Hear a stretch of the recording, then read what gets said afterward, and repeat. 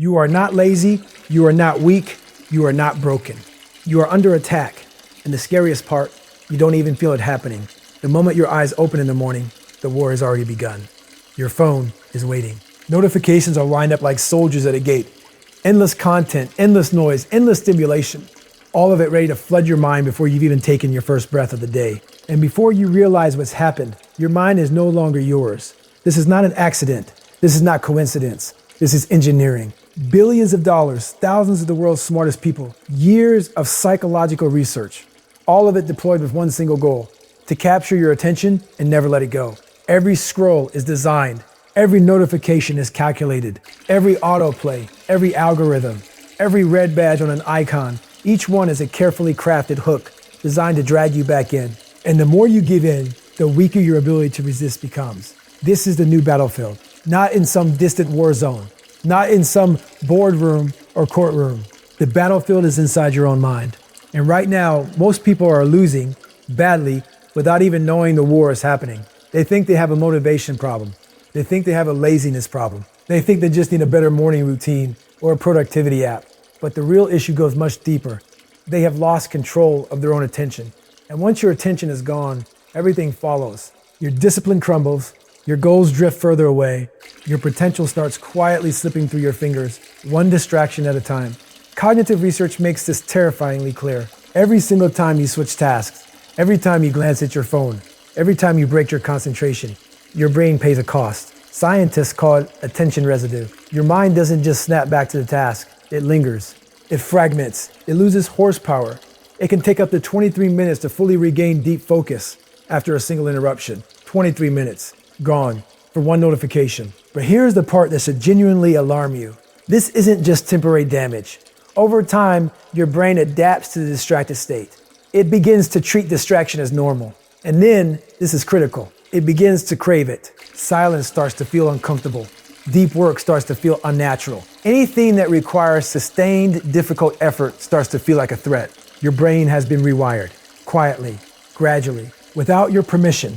And so you sit down to work, genuinely trying, genuinely wanting to make progress, and within minutes your mind is rebelling, restless, impatient, anxious, reaching for the phone you just put down. That's not weakness, that's conditioning. You've spent months, maybe years, feeding your brain rapid dopamine hits.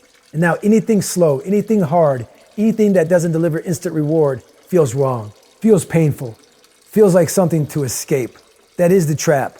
And most people never find the way out. David Goggins didn't become who he is by waiting to feel motivated. He became who he is by making a decision that no external force would ever dictate his internal actions. That no amount of discomfort, no amount of resistance, no amount of screaming from his own mind would be enough to make him quit.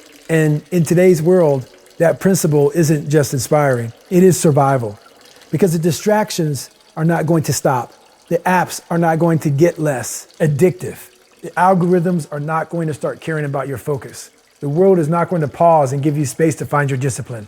That means the responsibility falls entirely on you. You have to become stronger than the environment you are in. You have to go against the current. You have to make choices that feel uncomfortable, that look strange to people around you, that cut against every impulse your conditioned brain throws at you. And that starts with understanding one brutal truth. Every time you give in to distraction, you are not just wasting time.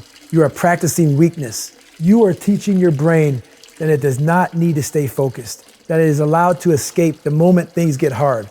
Self-control is not built in comfort, it is built in resistance. It is forged in the exact moments where you want to stop, and you don't. So how do you fight back? Not with motivation, not with willpower alone, with a system. Step 1, eliminate the triggers. You cannot build focus in an environment engineered to destroy it. You have to remove the weapons before the battle even begins. Turn off non-essential notifications, all of them. Clear your workspace. Put your phone in another room. Create a physical and digital environment where distraction has no easy entry point. This is not optional. This is the foundation. Because every notification you allow is a crack in your discipline. Every interruption you accept is a message to your brain that focus is negotiable. It is not negotiable, not anymore.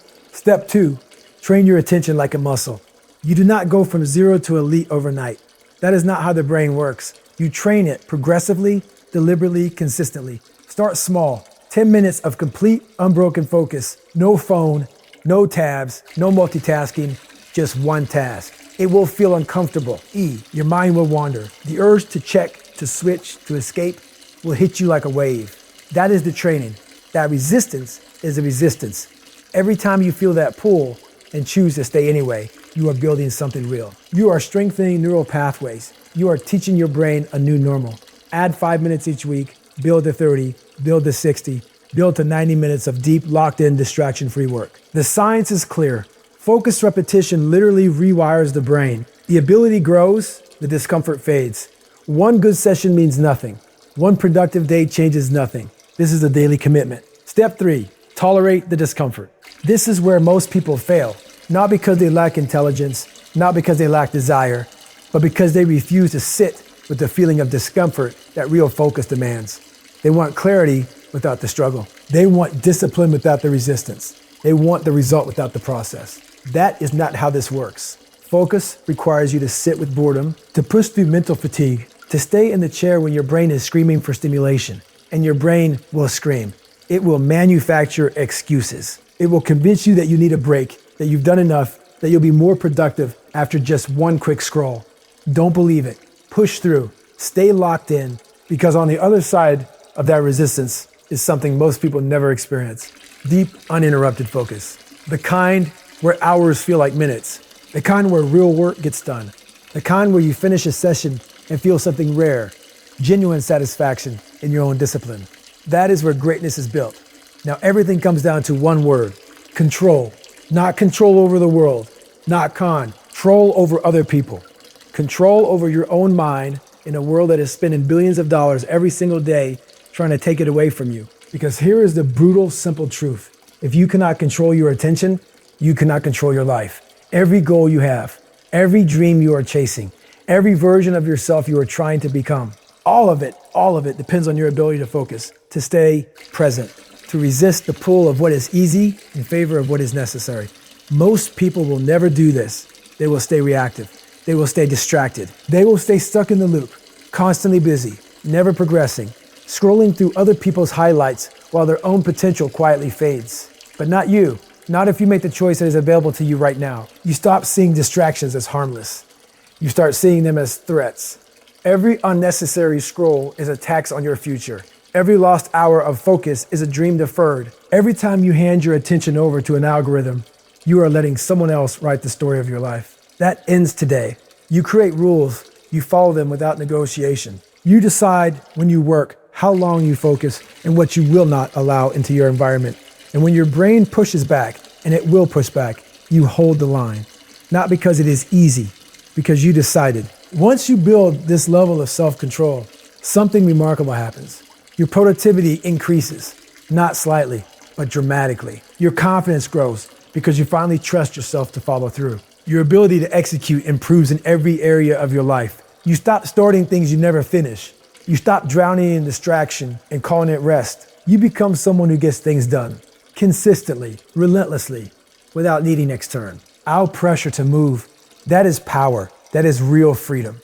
And it is extraordinarily rare because most people never take the time to train their mind at this level. They settle for a life of reaction, of impulse, of borrowed attention. But you are here. You are watching this. You're asking a question that most people never ask. Who is in control of my mind? The answer from this moment forward is you.